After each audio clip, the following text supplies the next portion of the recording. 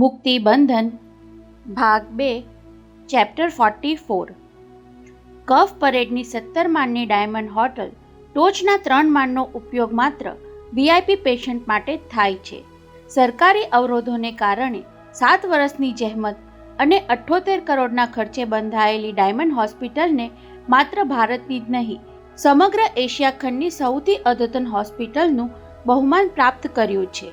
6 મહિના અગાઉ રાષ્ટ્રપતિના હસ્તે તેનું ઉદ્ઘાટન થયું ત્યારે તેના સ્થાપક એન્ટવર્પના હીરાના વેપારી મફતલાલ ઝવેરીએ ગૌરવભેર જાહેર કર્યું હતું કે આ સંસ્થાનું સંચાલન સંપૂર્ણપણે કમર્શિયલ થવાનું છે.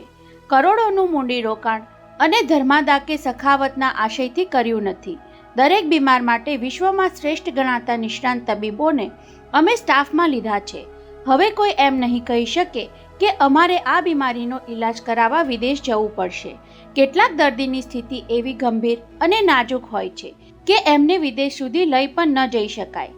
એમના માટે અમે જગતના સર્વશ્રેષ્ઠ ડૉક્ટરોને અહીં બેઠા સંપર્ક કરી એમનું માર્ગદર્શન લઈને સારવાર કરી શકીએ એવી અમારી તૈયારી છે. અને 15 જાન્યુઆરીની સવારે એવા એક દર્દી વૈભવ વિરાણીને ડાયમંડ હોસ્પિટલના 15મા માળે 16 નંબરના સ્વીટમાં સારવાર અપાઈ રહી હતી. મધરાતે 1:35 ઉદ્યોગપતિ IM વિરાણી પુત્રને હોસ્પિટલમાં લઈ આવ્યા. તેના 9 કલાકની અંદર તો લંડન, ન્યૂયોર્ક તથા હેમ્બર્ગના 3 બાહોશ ન્યુરોલોજીસ્ટને અદ્યતન સ્કેનિંગ મશીન પર લીધેલા એક્સરે ફોટા લેટેસ્ટ ફેક્સ મશીન દ્વારા પહોંચતા કરી દીધા હતા અને તેમના માર્ગદર્શન મુજબ તત્કાળ ટ્રીટમેન્ટ પણ ચાલુ કરી દીધી હતી. નો રિસ્પોન્સ. હોસ્પિટલના ટોપ ફ્લોર પર આવેલા કોન્ફરન્સ રૂમમાં મુંબઈના 2 ડોક્ટરોએ વિદેશના 3 નિષ્ણાંતો સાથે ટેલિકોન્ફરન્સ દ્વારા વૈભવ વિરાણીના કેસની ચર્ચા શરૂ કરી. તેમાં પહેલો પ્રતિભાવ એ હતો કે સારવારને કોઈ રિસ્પોન્સ મળતો નથી. હવે શું કરવું? રૂમની વચ્ચોવચ્ચ ટેલિવિઝનનો 70 ઇંચનો પડદો હતો. તેની સામે ટેબલ પર ટેલિકોન્ફરન્સનું મશીન મૂક્યું હતું. ડાયમંડ હોસ્પિટલના 2 નિષ્ણાંત ડોક્ટર ટેબલની બીજી બાજુ ખુરશી પર ગોઠવાયા હતા અને બ્રિટન, અમેરિકા તથા જર્મનીના 3 ન્યુરોલોજીસ્ટ પોતપોતાના શહેરમાં બેઠા હોવા છતાં સામેના પડદા પર ઉપસી આવ્યા હતા. બીજા એક પડદા પર વૈભવના મગજના એક્સરે એક પછી એક દેખાડાતા જઈ વિદેશના નિષ્ણાંતો મુંબઈના ડોક્ટર સાથે કેસની ચર્ચા વિચારણા કરતા હતા. એ વખતે મુંબઈમાં 15 જાન્યુઆરીની સવારના 11:15 વાગ્યા હતા. ત્યારે લંડનમાં સૂર્યોદયનો સમય હતો, ન્યૂયોર્કમાં મધરાત હતી અને જર્મનીના હેમ્બર્ગમાં 15 જાન્યુઆરીની સવાર પડી હતી.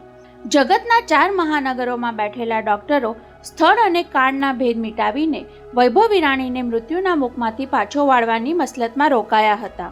ત્યારે ભારતના 5મા નંબરના ઉદ્યોગપતિ ઈશ્વરલાલ મોતીલાલ વિરાણી બાજુના રૂમમાં સાવ એકલા સુનમુન બેઠા હતા. ડૉક્ટર લોરેન્સ અને ડૉક્ટર બોઝ સાથે 17મા માળના કોન્ફરન્સ રૂમ સુધી તો એ આવ્યા, પણ દરવાજા પર જ તેમને રોકી દીધા હતા. વિરાણી સર, ડૉક્ટરની કોન્ફરન્સમાં પેશન્ટના રિલેટિવને સાથે રાખવાનો અમારો નિયમ નથી. વિશિષ્ટ પ્રકારની આ હોસ્પિટલનો નિયમ એ હતો કે વોર્ડ બોયથી ટોચના ડૉક્ટર સુધીના દરેકે દર્દી તથા તેમના સ્વજનો સાથે અત્યંત સૌજન્યભર્યું વર્તન દાખવવું. દર્દી તેની બીમારીથી પીડાતો હોય છે, તેમ એમના સગા સંબંધી પણ ટેન્શન અનુભવતા હોય છે. દર્દીને સારવારની જરૂર હોય છે તો તેમના સ્વજનોને સાંત્વનની. ડૉક્ટર, આપની કોન્ફરન્સમાં હું મૂંગો બેસી રહીશ, કોઈ વિક્ષેપ નહીં કરું. જીવન મૃત્યુ વચ્ચે ઝોલા ખાતા પુત્રના પિતાની દયાજનક હાલત અનુભવતા ઈશ્વરભાઈ વિરાણીએ અંદર આવવા માટે આજીજી કરતા ઉમેર્યું હતું, તમારી ટેકનિકલ વાતચીતમાં હું કાંઈ સમજાવીશ તો નહીં, પણ મારા મનમાં સાંત્વન ખાતર મને સાથે બેસવા દો પ્લીઝ. પરંતુ ડૉક્ટર લોરેન્સે તેમના ખભા પર હાથ મૂકી આંખોથી સમજાવ્યું કે પ્લીઝ અમને અમારું કામ કરવા દો. ત્યારે ઈશ્વરભાઈએ અંદર જવાનો આગ્રહ જતો કરી સાઉન્ડપ્રૂફ રૂમના બંધ થતા બારણાને થોડીવાર તાકી રહીને બાજુના રૂમમાં ચાલ્યા જવું પડ્યું હતું. જો કે બેસવા ઉઠવા અને હાલવા ચાલવાની તેમની દરેક ક્રિયા યંત્રવત બની ગઈ હતી.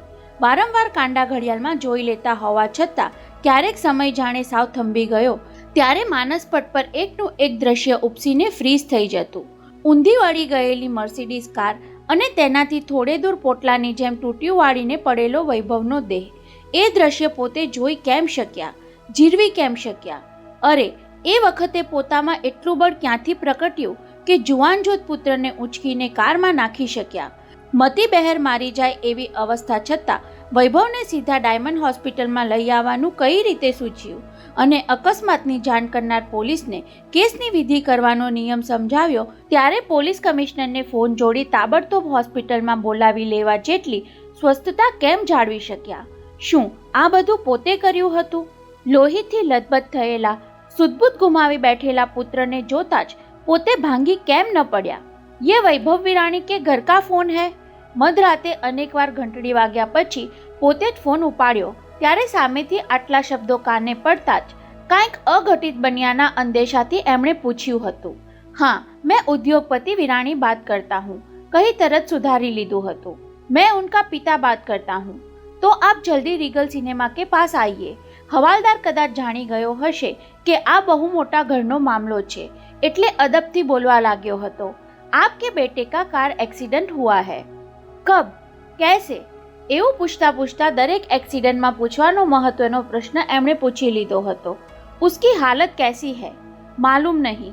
હવાલદારનો અવાજ રૂંધાવા લાગ્યો હોય એવું ઈશ્વરભાઈએ મહેસૂસ કર્યું. માલુમ નહીં. એમને કેઝ્યુઅલ્ટીમાં લઈ જવા પડશે કે પછી?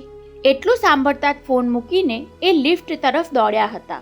પછી ખ્યાલ આવ્યો એટલે સિદ્ધાર્થને, ચાલ જલ્દી, વૈભવનો કાર એક્સિડન્ટ થયો, કહી પિતા પુત્ર નાઇટ ડ્રેસમાં જ જે પહેલી દેખાય એ કારમાં બેસીને ધસી ગયા હતા.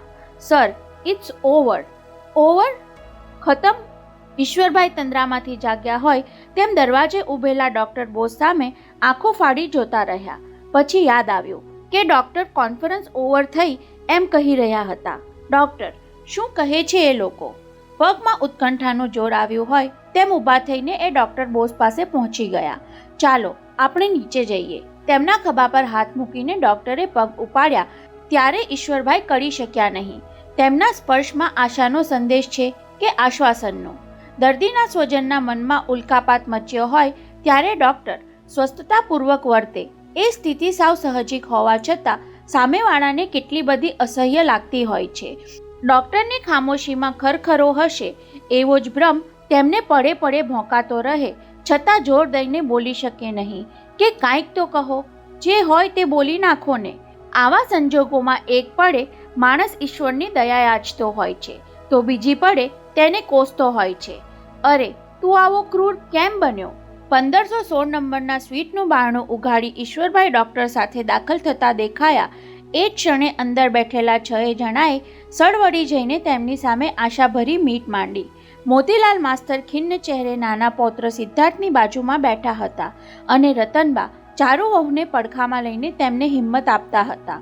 રાજન સાજન કપરા સમયે પડખે ઊભા રહેવાની ધગશથી હાજર હતા. બાકીના બધાને કલાક પહેલા ઘેર મોકલી દીધા હતા. હાજર હતા એ 6ની બાર આંખો સ્વીટમાં દાખલ થનારને પૂછતી હતી, શું થયું, શું થશે? પરંતુ ડૉક્ટર બોઝ ચૂપચાપ ઈશ્વરભાઈને લઈ બીજા રૂમમાં સરકી ગયા ત્યારે સૌ એકબીજા સામે જોતા પૂતળા જેવા સ્થિર બની ગયા. આપણે હતા ત્યાં ને ત્યાં જ છીએ વિરાણી સાહેબ. રૂમમાં ગયા પછી ડૉક્ટર બોઝે ખોખારો ખાઈને શરૂ કર્યું. પેશન્ટના બ્રેનને બહુ ડેમેજ થયું છે કહીને મગજની રચના વિશે થોડી ટેકનિકલ માહિતી આપી. નર્વસ સિસ્ટમની સમજ આપી. વાળ કરતાં પણ પાતળી મગજની કેટલીક શિખાઓ કપાઈ ગઈ હોવાથી સ્થિતિ વધુ નાજુક બની છે. એવું બધું ડૉક્ટર કહેતા હતા અને ન સમજાતું હોવા છતાં ઈશ્વરભાઈ સાંભળતા રહ્યા. એ તો એટલું જ સમજવા માંગતા હતા કે મારા દીકરાને તમે જીવાડશો કે નહીં. વેઇટ કરવા સિવાય આપણી પાસે બીજો કોઈ ઈલાજ નથી વિરાણી સર. ઈલાજ ન હોય એમ કેમ બને ડૉક્ટર? ઈશ્વરભાઈના અવાજમાં આવેશ હતો પણ રોષ ન હતો. અધીરાઈ હતી પણ ધાર ન હતી. બ્રેન ડેમેજ થયું હોય તો રિપેર કરો. નસ કે શીરા કે કાંઈ પણ કપાઈ ગયું હોય તો તે સાંધી આપો. આજના મોડર્ન યુગમાં કાંઈ જ અશક્ય નથી ડૉક્ટર. તમારા કહ્યા પહેલાં જ અમે કરવું ઘટે એ બધું કરી ચૂક્યા સાહેબ. દર્દીના સ્વજનને કોરી ખાય એવી સ્વસ્થતાથી ડૉક્ટર કહી રહ્યા હતા. ઓપરેશન થિયેટરમાં ડૉક્ટર લોરેન્સ તેમની ટીમ સાથે 2.5 કલાક સુધી બ્રેઇન રિપેર કરતા હતા. એ તો આપ જાણો છો. મગજ જેવા નાજુક અંગ સાથે વધુ ચેડા ન થઈ શકે. તો પછી જે ડૉક્ટરને તમે ટેલિકોન્ફરન્સમાં કન્સલ્ટ કર્યા એ ત્રણેયને ચાર્ટર્ડ પ્લેનમાં અહીં બોલાવો. જગતનો જે કાંઈ સર્વશ્રેષ્ઠ બ્રેઇન સર્જન હોય તેને તત્કાલ બોલાવી આપો ડૉક્ટર. બોલતા બોલતા એમનો સ્વર ઊંચો થઈ ગયો. લાખો નહીં હું કરોડો ખર્ચ કરવા તૈયાર છું. અને ડૉક્ટર બોઝ ભાવશૂન્ય નજરે તેમને તાકવા લાગ્યા. ત્યારે ઈશ્વરભાઈને ભાન થયું કે પોતે અબજોના માલિક છે એ ડૉક્ટર જાણે છે. પછી લાખો કરોડોની વાત ઉચ્ચારવાની શું જરૂર હતી? પરંતુ સમજદાર ડૉક્ટરો આવી વાતનું દુઃખ લગાડતા નથી. વિરાણી સાહેબ, જગતનો સર્વશ્રેષ્ઠ સર્જન આ કેસ તપાસીને મારી જેમ વાટ જોવાનું જ કહેશે, એની આપને ખાતરી આપું છું. પરંતુ વાટ જોતા ક્યાં સુધી બેસી રહેવાનું? બોલતા બોલતા એમનો કંઠ રૂંધાઈ ગયો. મારા દીકરાને મૃત્યુ ગળી જાય ત્યાં સુધી. એ શબ્દો રૂંધાતા કંઠમાંથી નિસાસા રૂપે જ બહાર આવ્યા અને ડૉક્ટર બોઝ ચૂપચાપ બહાર નીકળી ગયા. શું કહ્યું ડૉક્ટરે? પરાણે ધરી રાખેલી ધીરજ ફગાવી દઈ તેમની સામે ધસી આવેલા ચારુબહેને પૂછ્યું. ત્યારે ઈશ્વરભાઈ પણ જવાબ આપવામાં ડૉક્ટર જેટલા જ નાઈલાજ હતા. પત્નીની પીઠ પસવારતા તે એટલું જ બોલી શક્યા, ઉપરવાળો કરે તે સાચું. સાંભળીને ચારુબહેનની આંખોમાં આંસુ વરાળ બનીને ઉડી ગયા. ઠપકાભરી નજરે પતિને તાકતા રહીને એ બોલી ગયા, હવે સમજાયું ને ઈશ્વર, આપણે કેટલા બધા અશક્ય છીએ, કેટલા પામર, છતાં આપણે પ્રયત્ન તો કરી જ રહ્યા છે. ચારુ, હોસ્પિટલવાળા તો મને મારા દીકરા પાસે બેસવાય નથી દેતા. તેમના શબ્દોમાં માતાની મમતાનું આક્રંદ હતું. બસ સવારે એકવાર એને જોયો એ જોયો. બેશુદ્ધ દીકરાને વારંવાર જોવાથી શું ફેર પડવાનો હતો? ઈશ્વરભાઈ પત્નીને સમજાવવા મથતા હતા. કલાક પહેલા ડૉક્ટર સાથે હું એના રૂમમાં ગયો ત્યારે નાકમાં ઓક્સિજનની નળી, હાથની નસમાં સોય ભોકાયેલી ગ્લુકોઝની નળી, પાટાથી વીંટાયેલું માથું અને મોઢું, શરીરના અડધો ડઝન અંગના હાડકામાં ફ્રેક્ચર થયું છે, એટલે છાતીથી પગની ઘૂંટી સુધી પ્લાસ્ટર. ચારુ, સમજાતું નથી, આપણા વૈભવને કોની નજર લાગી ગઈ? ત્યારે પતિના નિશ્વાસમાં પોતાનો નિસાસો ભેળવતા ચારુબહેન રડી રડીને સૂજી આવેલી આંખે તેમને જોતા રહ્યા. મનગમતી છોકરી સાથે પરણવાની તેની મનખા પણ તમે ક્યાં પૂરી થવા દીધી? હવે દોષનો ટોપલો બીજા પર શું કામ નાખો છો? સંતાન પર દુઃખ આવી પડે ત્યારે પતિ પત્ની સાંત્વના આપે તેની સાથોસાથ એકબીજાના વાંક પણ શોધી કાઢે છે. ચારુબહેન બીજું બધું યાદ કરીને પતિને સંભળાવવા માંગતા હતા, પણ ત્યાર પહેલા દરવાજો ઉઘાડી ત્યાં જ ઊભા ઊભા સિદ્ધાર્થે સાથ દીધો. મમ્મી, ઘેરથી નિરાલીનો ફોન છે તમારા માટે. સાંભળતા ચારુબહેનના પગમાં ચેતન ઉભરાવા લાગ્યું. વૈભવના અકસ્માતના 2 કલાક પછી તેમણે કલકત્તા ફોન જોડ્યો હતો. રડતા રડતા દુર્ઘટનાના ખબર આપીને મોટા ભાઈને તાકીદનું કામ સોંપ્યું હતું. મુંબઈ આવતા પહેલાં હમણાં ને હમણાં તમે ઋષિકેશ પહોંચો. ફ્લાઇટ ન મળે તો ચાર્ટર પ્લેન કરો. હાથ જોડી ગુરુજીને કહો કે મારી એક આંખનું રતન હંમેશ માટે આંખો મીચી દે એ પહેલાં તમે તેના પર કૃપા કરો. ગુરુજીના પગે પડીને મારા વતી કહેજો, આપ મુંબઈ પધારો. મને શ્રદ્ધા છે કે છોકરાના માથા પર આપ હાથ મૂકશો ત્યાં જ તેના માથા પરથી યમરાજનો ઓછાયો હટી જશે.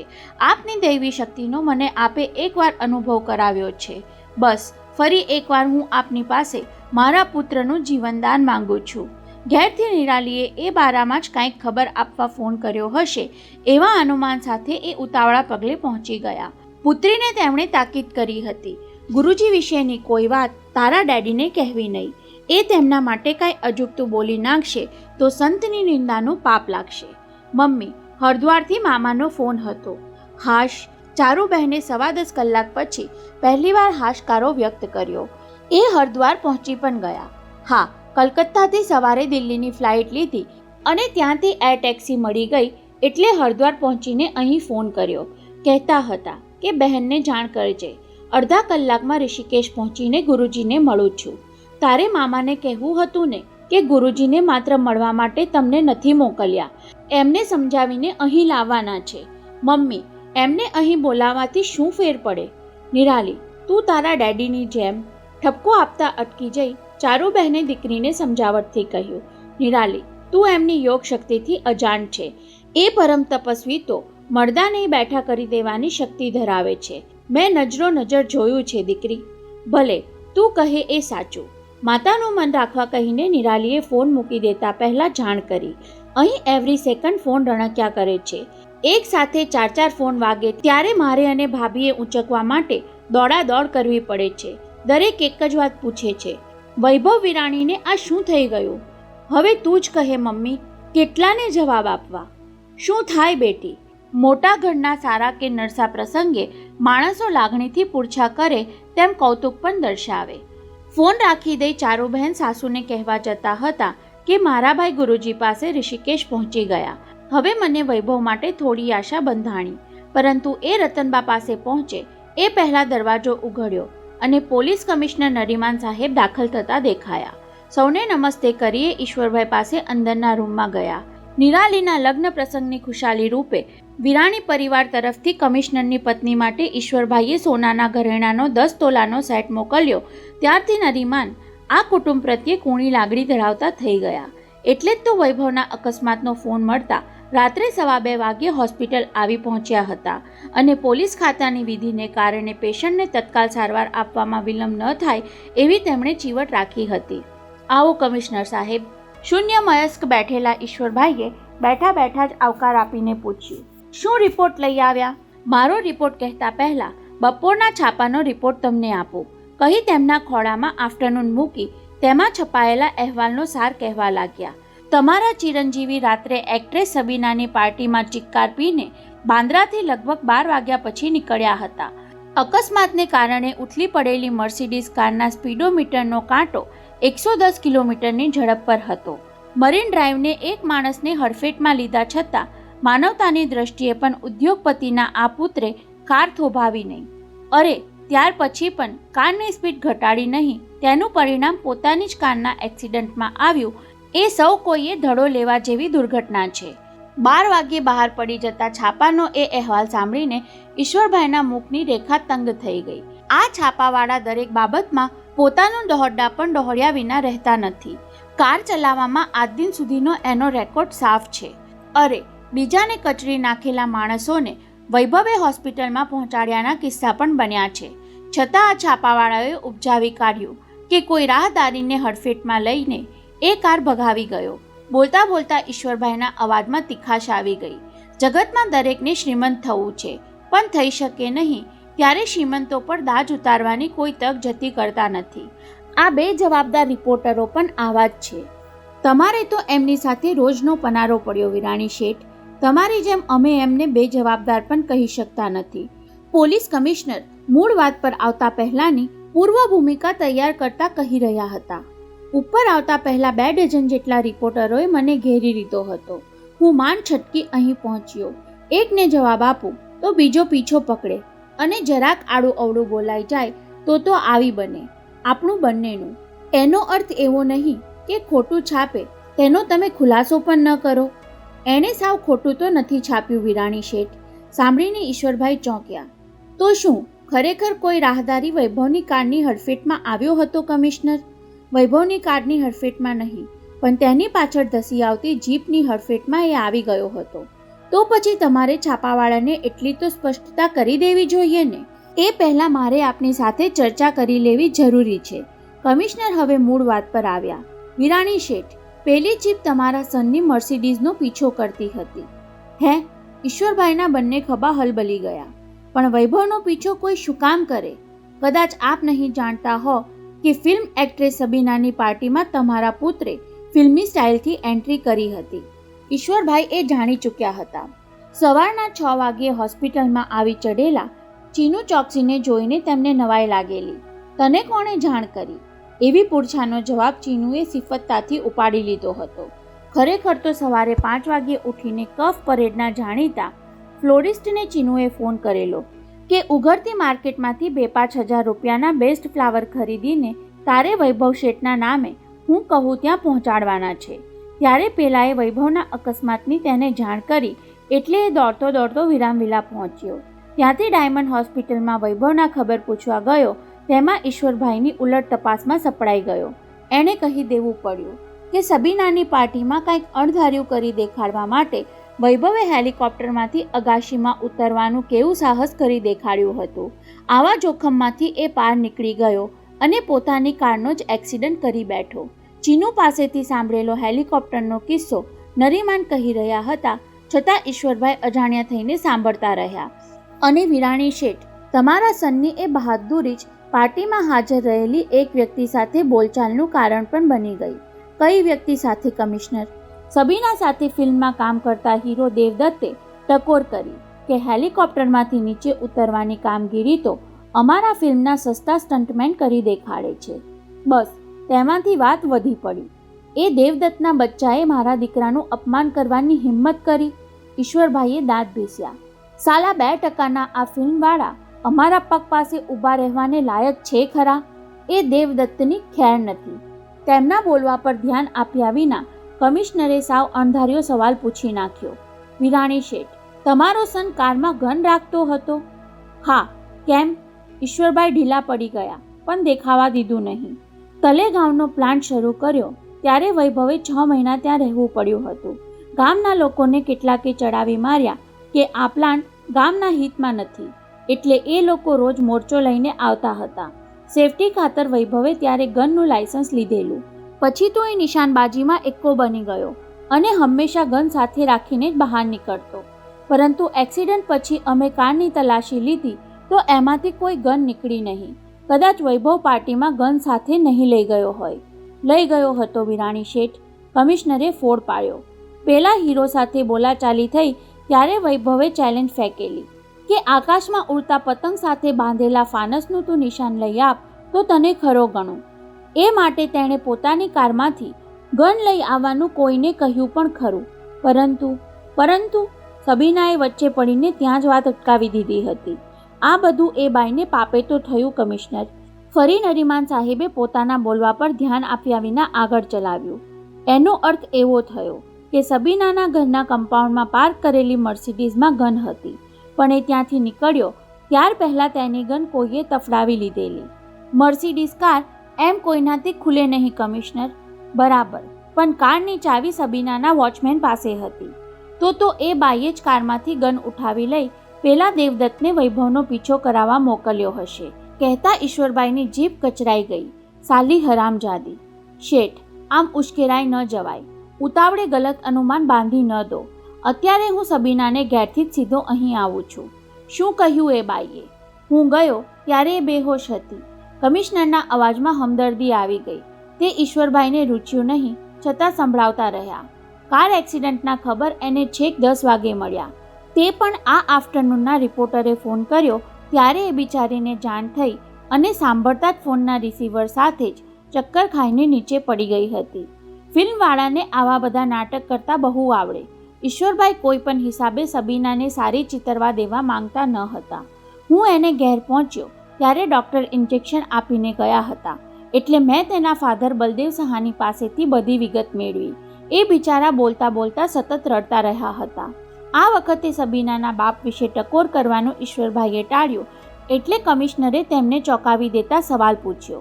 વિરાણી શેઠ, કોઈ એવી વ્યક્તિ છે જેને તમારી સાથે કટ્ટર દુશ્મની હોય, જે તમારી સામે વેર વાળવાનો લાગ જોતી હોય અને મધરાતે એકલા કારમાં જઈ રહેલા વૈભવને એ ઘેરી લેવા માંગતી હોય? ના રે, એવી દુશ્મની તો. બોલતા બોલતા ઈશ્વરભાઈની જીભ થોથવાઈ ગઈ. તેમને ડોન યાદ આવી ગયો. મસ્કતથી ફોન કરીને તેણે સાજનકુમારને સંભળાવેલી ધમકી યાદ આવી ગઈ.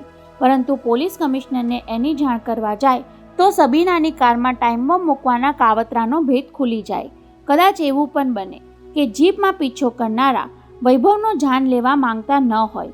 કમિશનરે તેમનું ધ્યાન ખેંચ્યું તો એની કારને આંતરી લઈ તેને કિડનેપ કરી જવા માંગતા હોય. એવું કોઈ શું કામ કરે?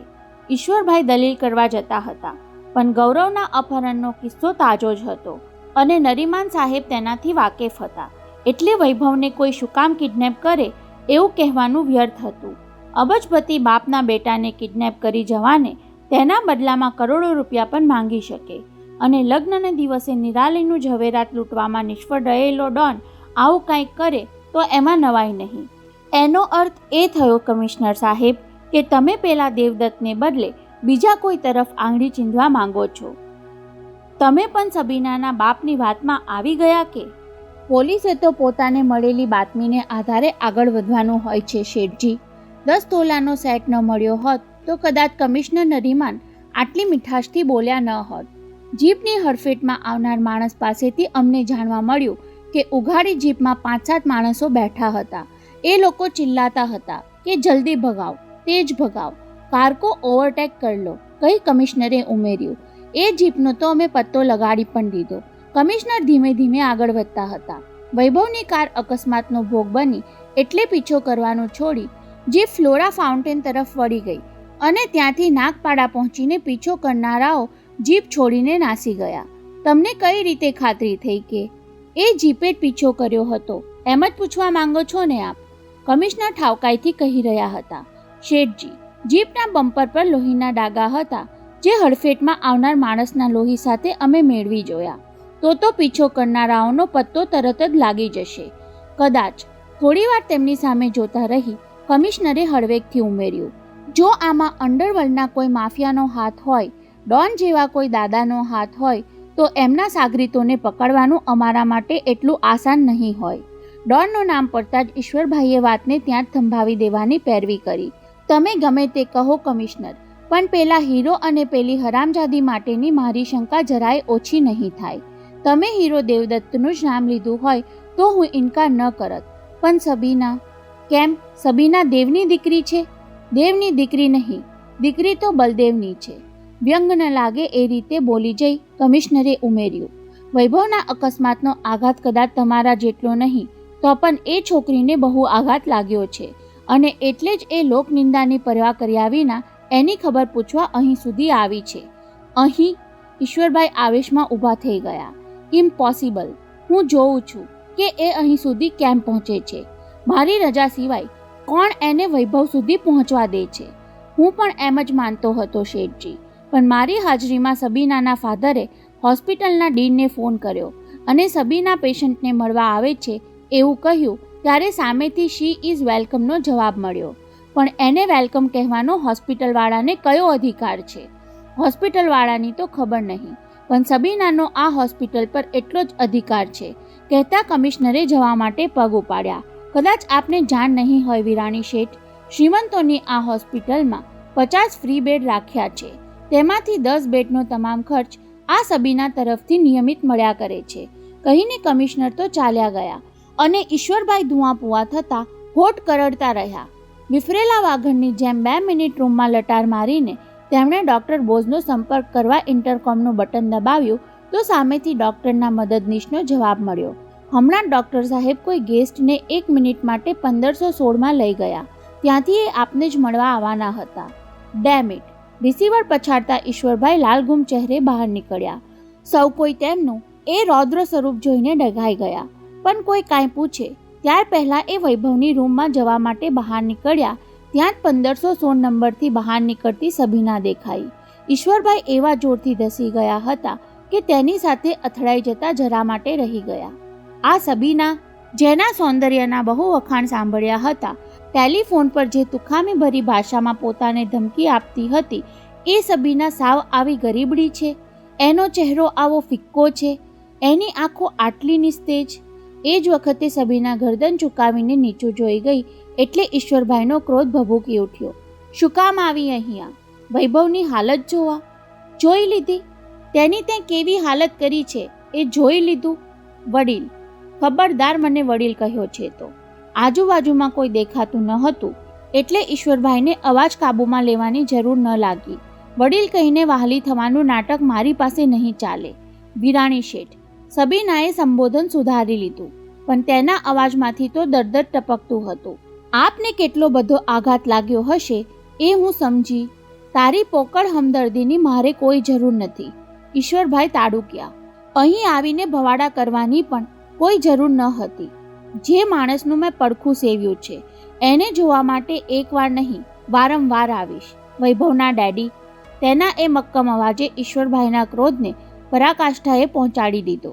શબ્દથી જેને વારી ન શક્યા તેને હાથનો સ્વાદ ચખાડવો જોઈએ એવા આશયથી તેમણે તમાચો મારવા હાથ ઉગામ્યો. ત્યાં જ 1516નું બારણું ઉઘડ્યું અને ડૉક્ટર બોઝ બહાર નીકળતા દેખાયા. ઈશ્વરભાઈનો ઉગામેલો હાથ અદ્ધર રહી ગયો અને સબીના પગ ઉપાડતી આગળ વધી ગઈ. ગુસ્સાને મહામહેનતે બંને હાથની મુઠ્ઠીમાં ભીસી દેતા ઈશ્વરભાઈ ક્યાંય સુધી તેને જતી જોઈ રહ્યા.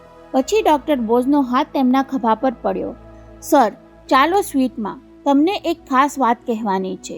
પરંતુ ઈશ્વરભાઈ ડૉક્ટરની સાથે અંદર ગયા ત્યારે ચારુબહેન હર્ષના આવેશમાં સૌને કહેતા સંભળાયા. ઋષિકેશથી મોટાભાઈનો ફોન હતો. ગુરુજી પાસે એ ગયા ત્યાં જ એ ત્રિકાળ જ્ઞાની યોગીએ સામેથી કહી દીધું કે મને ખબર છે તમારે શા માટે આવવું પડ્યું. બોલતા બોલતા ચારુબહેન ઈશ્વરભાઈ સામે ધસી ગયા. મેં તમને નહોતું કહ્યું? મારા ગુરુજી યોગ સિદ્ધિના બળે ભૂત ભવિષ્ય બધું જ અગાઉથી જાણી શકે છે. પણ આપણે વૈભવ માટે કહ્યું શું? ડૉક્ટરની હાજરીને લીધે ગુરુજીની નિંદા કર્યા વિના ઉત્કંઠાભેર ઈશ્વરભાઈએ પૂછ્યું. આપણે ભૂતકાળનું કંઈ જાણવું નથી, ભવિષ્યનું બોલને. સાધુ સંતો એમ સીધી રીતે કાંઈ કહે નહીં. એમણે તો મોટાભાઈને કહ્યું, અત્યારે તમારી જરૂર મુંબઈમાં છે. મારે જે કરવાનું હતું તે મેં કરી દીધું. શું કરી દીધું ચારુ? ત્યારે જવાબ આપવામાં ચારુબહેન સહેજ ખચકાયા. પતિની પૂરછા તેમને ઉલટ તપાસ જેવી લાગી, છતાં તેમનો આવેશ ઓછો થયો નહીં. એમણે કહ્યું કે કાલ સાંજ સુધીમાં કોઈ ભગવાધારી આવે તો તેને આવકારજો, એને કોઈ રોકતા નહીં. બોલતા બોલતા ચારુબહેનની આંખો ઉભરાવા લાગી. તમને એ નહીં સમજાય. મારા ગુરુજી ગમે તે સ્વરૂપે, ગમે ત્યારે, ગમે તે સ્થળે પહોંચી શકે છે. એટલું બોલવામાં એ હાંફી ગયા એટલે રતનબાએ તેમની પાસે પહોંચી જઈ વહુને પડખામાં લઈ લીધી. અડધી મિનિટ કોઈ કાંઈ બોલ્યું નહીં. ત્યારે ડૉક્ટર જે કહેવા આવ્યા હતા એ બોલી ગયા. કાલ સવારે આપણે નાની એવી સર્જરી કરીને ચાન્સ લેવા માંગીએ છીએ. સૌ તેમની વાત અધ્ધશ્વાસે સાંભળતા હતા. થોડી વાર પહેલાં ન્યૂયોર્કના ડૉક્ટરે સામેથી ફોન કરીને એક ઈલાજ સૂચવ્યો છે. એ ચાન્સ લેવાની વાત છે કદાચ.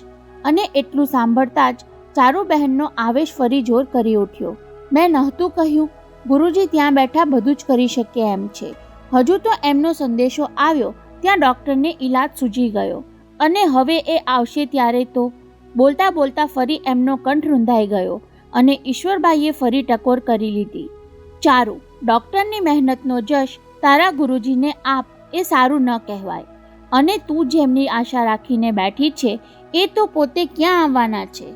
જે આવે તે મારા ગુરુજીનો ચમત્કાર સાથે લઈને જ એ આવશે, મને ખબર છે. પણ કોણ આવનાર છે એની ચારુબહેનને ખરેખર ક્યાં ખબર હતી?